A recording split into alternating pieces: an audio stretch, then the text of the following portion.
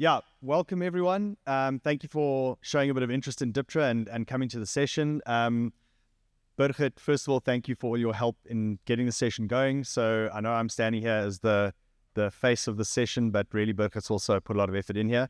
My job is to tell you a little bit about the society.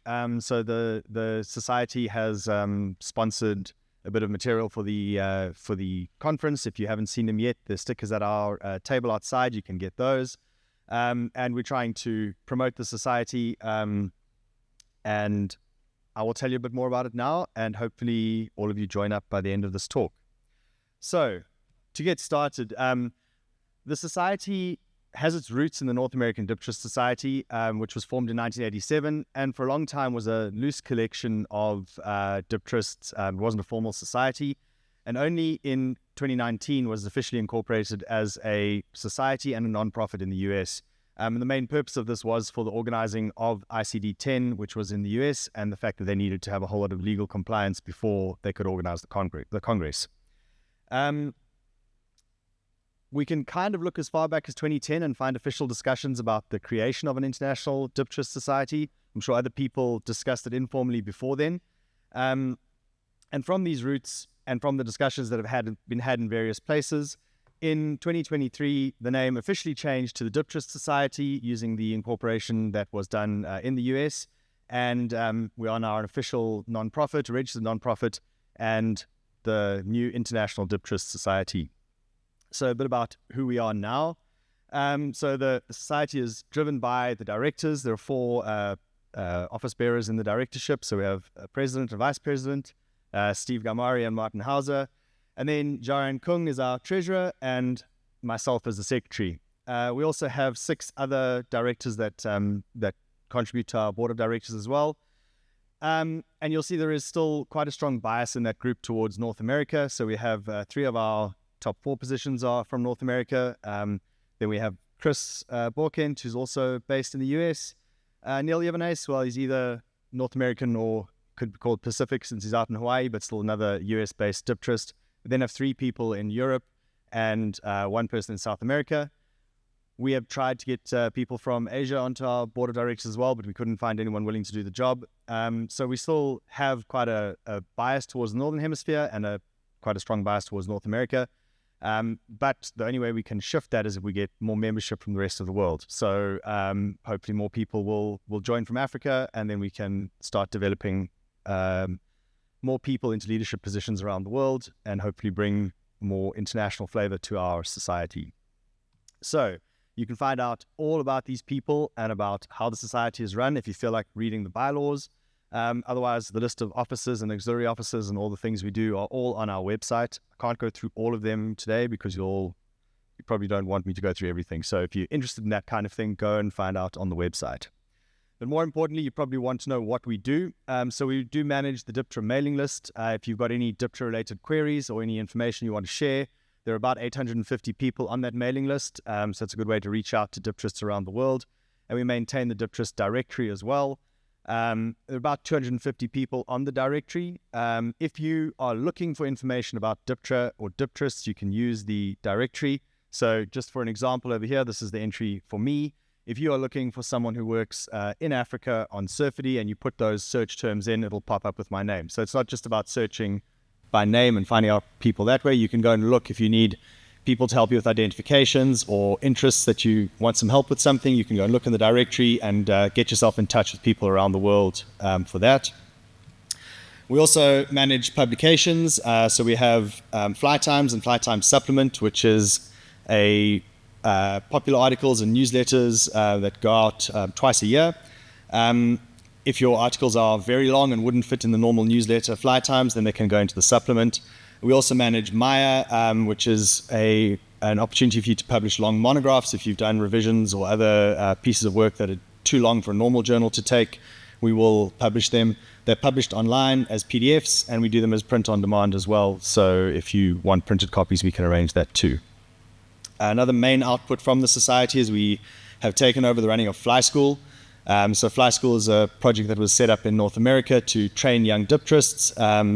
It's usually run in Costa Rica, and then we've now taken that on from an independent society or from the museum in Los Angeles. We've taken over main control of that, and we're going to run it going forward, mainly because Brian Brown retired. And what we do is we take a group of people out and we'll train them, collecting identification and other bits related to Diptera. So we'll teach them about biology, we'll teach them about phylogeny, whatever the specific people on the course feel is necessary at that time.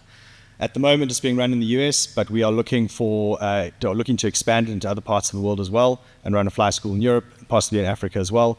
But in order to do that, we need the membership to come in, and we need to get a strong group of people that we can develop a course from there. We also have recently taken over officially the running of the International Congress of Dipterology.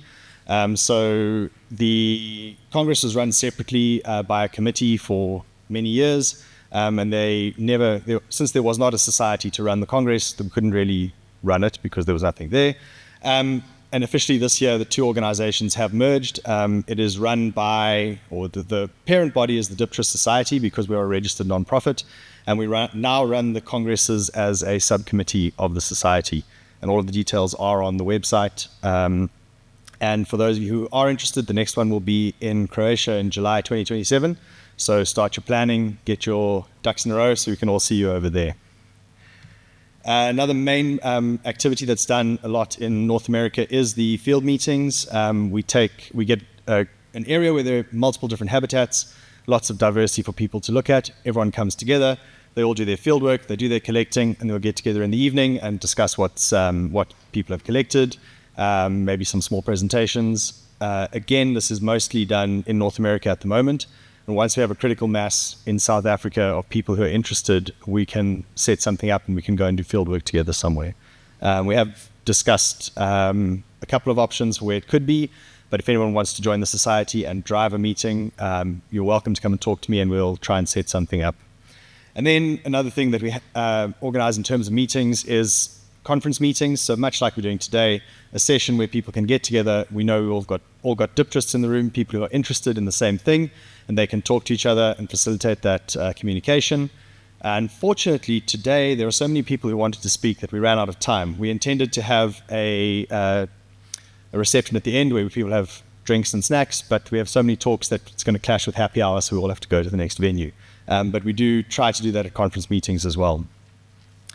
And then we also do have some research opportunities that we put out. We fund small research grants, and we fund mobility grants, either to visit collections or to visit conferences. Up until now, these have been open to everyone, but going forward, we're going to limit it to members only. This seems to be something that's quite common with most of these grants. Like if you look at the ESSA, they're also limited to members. So we've decided that that's what we're going to do going forward. And so in order for you to get the funding that you all crave, you have to go and join. You can just go to our website. There's a membership tab. You fill out your information, and you take your membership level depending on what you feel you can do. For people based in South Africa, unfortunately, we are upper middle income country, and so we don't qualify for the reduced fee membership, but people from the rest of Africa will probably qualify for reduced fee membership, and students as well can get student membership. It's as simple as going onto the website, entering your information, making the payment, and you'll get your membership number emailed back to you. There is a paper form that you can download if you want to do it that way as well, but the easiest way is just to do it online. So that's all from me. We have quite a lot of time for questions if there are any, so feel free.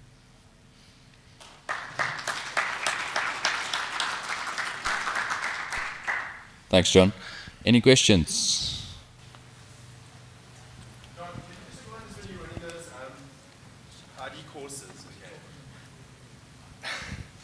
So the question is, can I just give a reminder of when we're running ID courses?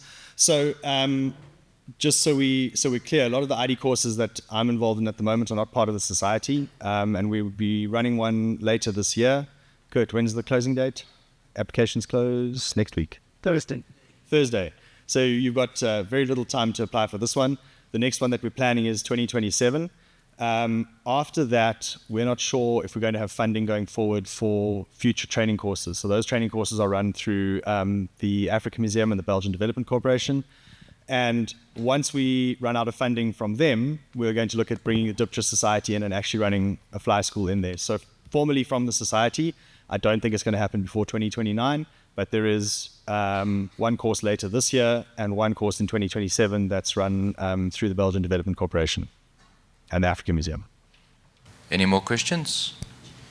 So with that website, is there, if you're looking for specialist taxonomists, can we go onto that website and search the database?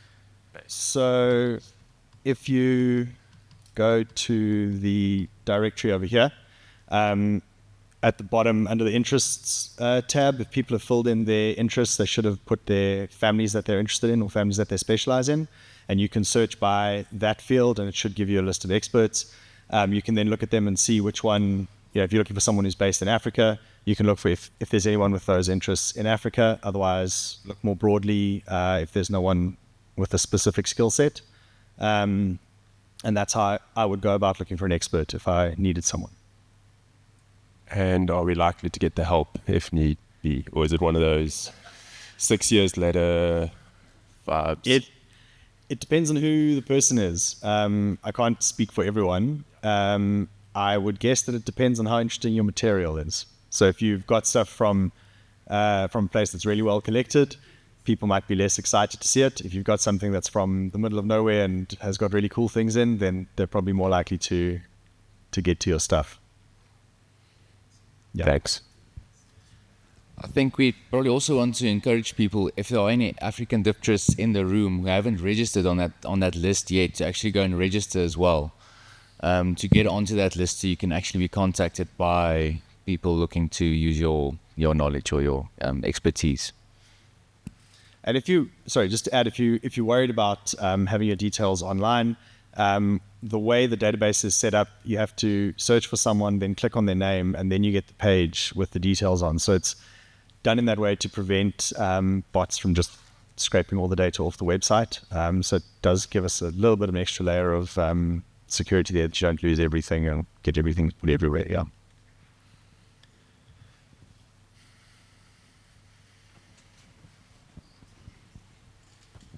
For students that join the society, what kind of funding opportunities will be available? So our mobility funding, so to go to conferences or to go to visit other collections, at the moment we're looking at that as exclusively an early career scientist opportunity. So for people who are established, we won't give them, let's not say we won't, but we will not prioritize them for travel funding. Students, postdocs, early career scientists will be prioritized for that.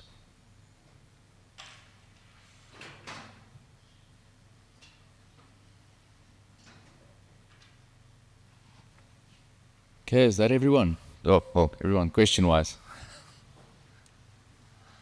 Okay, so if you think of something later, obviously Birgit and I are around. You can come and ask us if you have any questions.